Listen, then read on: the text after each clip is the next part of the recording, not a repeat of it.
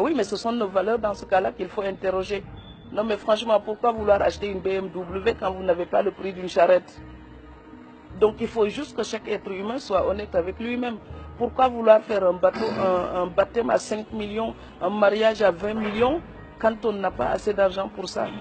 Donc le m'as-tu vu ngistal? Donc quand tu vas déjà condamner le ngistal, pourquoi continuer avec la protection des apparences comme ça, où les gens sont prêts à sacrifier leur vie pour être bien vus dans la société? Qu'est-ce qui est plus important? Vivre en paix avec soi-même ou être apprécié par des gens qui ignorent votre détresse intime? Vous savez? Mais vous savez, le sutura là, c'est le nid de l'hypocrisie aussi. Le fameux sutura fait que quelqu'un devient truand, prend l'argent des gens et puis sauve les apparences. Et on va dire, ah, ni mo baaxe, dafa tabe, ni mo baaxe, dafa tabe. Et puis un jour, il va en prison parce que détournement de fonds. Et les mêmes qui disaient, ni mo baaxe, dafa tabe, ye doomu diw ba de mom dafa dem kaso.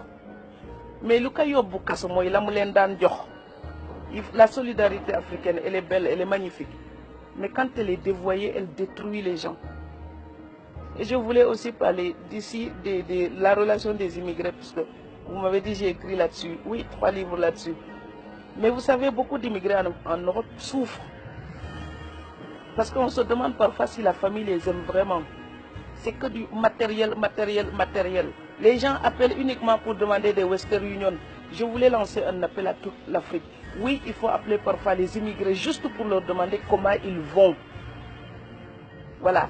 Êtes-vous en bonne santé? Comment ça va? Est-ce que le moral, ça va? Juste ces questions-là.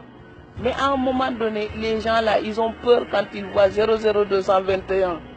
Donc vous croyez qu'ils travaillent, ils ne décrochent pas. C'est qu'ils ne veulent plus décrocher, ils en ont marre. Il faut le dire à notre société. Moi je le dis, hein, ça ne me coûte rien, c'est la vérité. Donc j'ai vu quand j'avais pas un centime, ma maison était vide. Donc maintenant quand on travaille, les gens ils viennent. Donc on a besoin des gens quand ça va, mais on a aussi besoin d'eux quand ça ne va pas. Alors que quand vous êtes en Europe, les gens pensent que comme vous habitez un pays riche, vous êtes riche. Mais non. Ce n'est pas parce qu'on est à Sandaga que tout ce qui est à Sandaga vous appartient. Et il faut que nos parents immigrés aussi aient le courage de dire la vérité ici.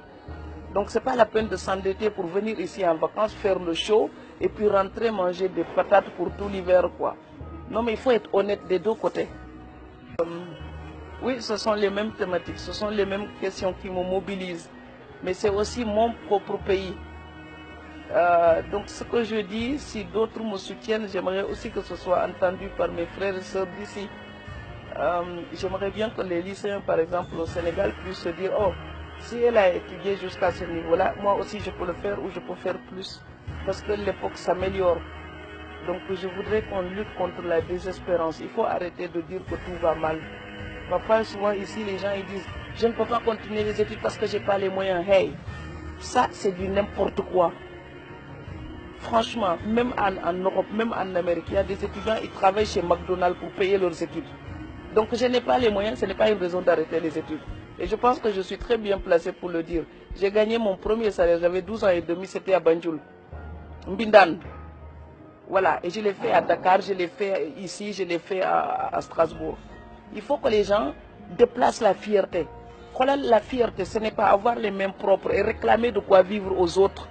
La fierté, c'est transpirer pour faire fleurir sa propre vie. Et au Sénégal, on a parfois des fiertés mal placées. Donc, je suis désolée de dire ça, ils vont peut-être m'insulter, mais je suis sénégalaise aussi et je peux le dire. Le travail rend les gens plus propres et plus dignes. Donc, il faut qu'on travaille. On dit le sous-développement, mais l'Europe là, tout le monde veut aller en Europe.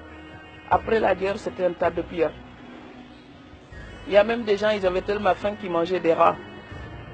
Et aujourd'hui, quand on les regarde, ces pays-là, on a envie d'y aller. C'est parce qu'il y a des gens qui ont eu la fierté de dire, je vais changer mon quartier, je vais changer mon village, je vais changer ma région, je vais changer mon pays. Le respect de l'heure, le respect de la qualité du travail, pas du bricolage, du sérieux. Et les bonnes personnes à la bonne place. L'Afrique a besoin de ça. Et c'est pareil dans tous les pays africains. Il faut une révolution des mentalités.